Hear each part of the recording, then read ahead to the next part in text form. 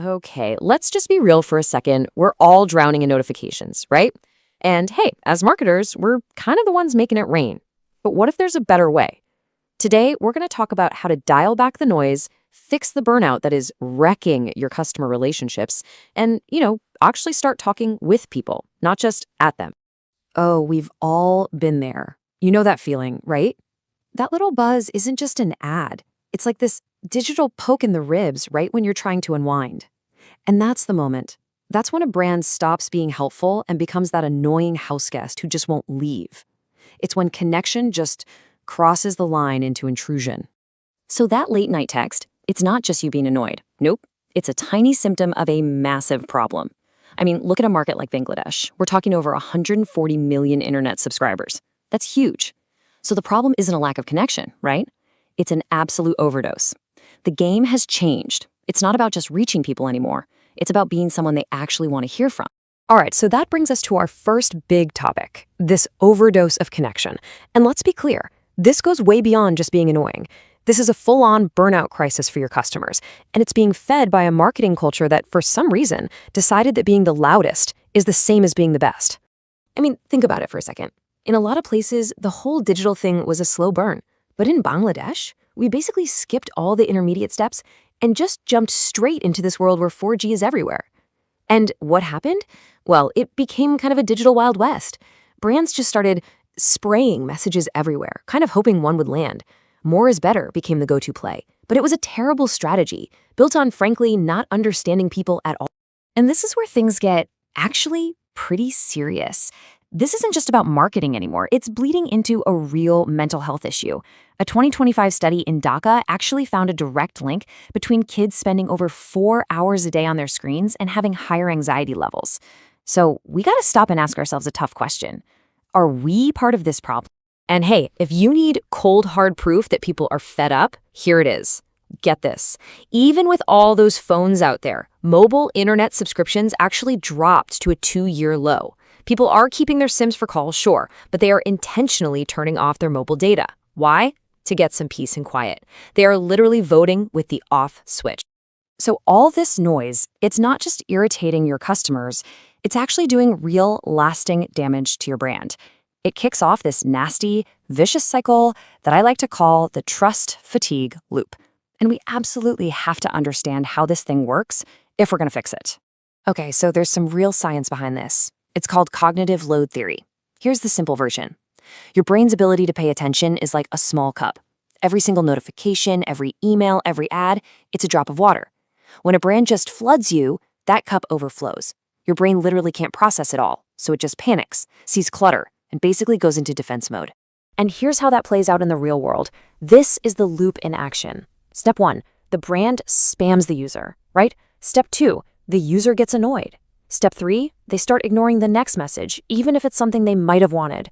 So what does the brand do? They see engagement dropping and they panic. They send even more messages. And it's this death spiral that leads right to the last step. The user just blocks you or uninstalls your app. And that's it. Game over. Now, what makes this whole thing even more dangerous is that it's happening in a market where trust is already, well, fragile. Think about it. When a whopping 75% of e-commerce is still cash on delivery, what does that tell you? It tells you people are already skeptical. They're not even sure the thing they ordered is going to show up. So when you start bombarding them with spam on top of that, you're just pouring gasoline on an already burning fire of distrust. Okay, so how do we break this cycle? The answer isn't just tweaking a campaign here or there. No, we need a fundamental shift in how we think. It's time for a major pivot. It's time to talk about mindful marketing. So here's the core idea, the big shift. For decades, marketing has been all about share of voice, which is really just a fancy way of saying who can shout the loudest. The pivot we need to make is to share of care. The goal isn't to be the loudest anymore, it's to be the most meaningful, the most helpful, the most respectful.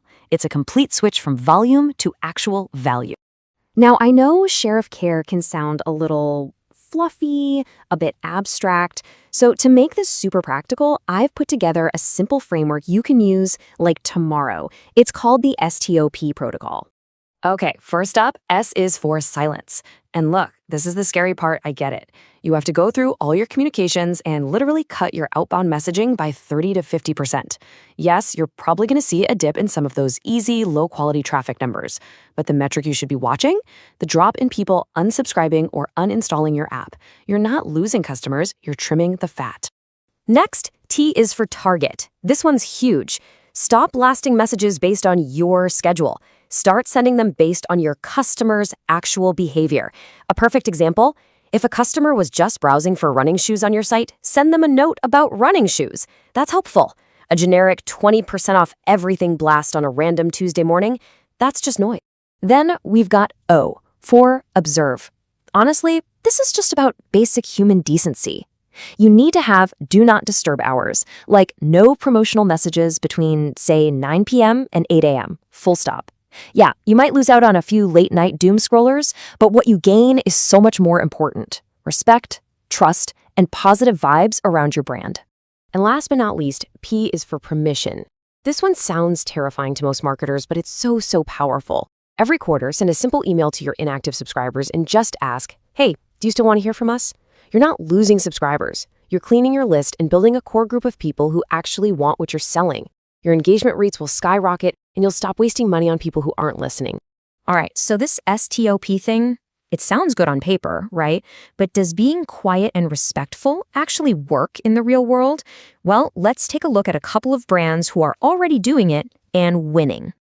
Let's start with a big one, Lush Cosmetics. These guys did something that most brands would consider absolute suicide. They deleted their main Facebook and Instagram accounts. Why? Because they decided the platforms were bad for their customers' mental health. It was a crazy bold move, and it worked beautifully. They solidified this cult-like following because they proved they cared more about people than clicks. They literally traded reach for resonance.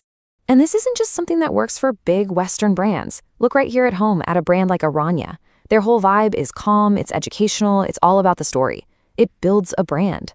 Now, compare that to your typical mass e-commerce site, right? The endless flash sale, 5 minutes left spam. That doesn't build a brand. That just builds a treadmill where you're constantly chasing after customers you just lost. Okay, so let's make this super actionable. If you're a leader, a CXO listening to this, here's what you do. 1, shift your budget. Take at least 20% of what you're spending on endless retargeting and put it into making better quality content. Content that people actually enjoy. 2, invest in your tech. Get a real customer data platform, a CDP, so you can actually control how many times you're bugging people across every single channel. And for you marketers in the trenches, your job is twofold. First, your most important new skill is learning how to say no. When someone asks for just one more email blast, you need to be ready to push back with the data on how many people are leaving. Second, change what you measure. Stop obsessing over impressions and start obsessing over your customer retention rate. That's the number that really matters. So, after all the strategy and the data and the frameworks, it really all boils down to one simple human question. Before you hit send on that next campaign, just pause and ask yourself this. Would I be annoyed if I got this message while I was sitting down to dinner with my family? Be honest with yourself. If the answer is yes, or even a maybe, then you know exactly what to do. You kill the campaign. It's that simple. And that right there is the brutal but necessary fix your brand is crying out for. Thanks so much for tuning in.